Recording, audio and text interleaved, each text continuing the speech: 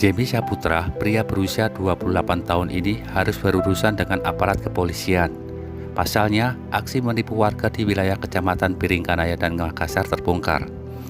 Menurut Camat Biringkanaya, Andi Syahrun Makurade, aksi Jemi terbongkar saat hendak menagih uang iuran sampah di Komplek Telkomas. Kini Jemi harus mendekam di sel tahanan Polsek Biringkanaya untuk mempertanggungjawabkan perbuatannya. Jalan poros di rumahnya warga atau di Alfamidi atau di Alfamar. Bisa lepas single Alfamar Alfamidi, Pak. Apa di paling kota 150.000? Hah?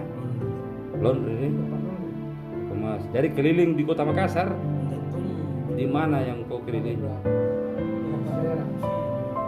Si di mana? Sudian. Tiap hari. Setiap hari apa? Setiap hari apa tuh? Begitu. Jalan menagih. Sudah habis lagi uang, menagih lagi. Mana parkir? Senggol. Tapi jauh sampai ke sini tuh. Yang kau tagih tadi apa? Laundry.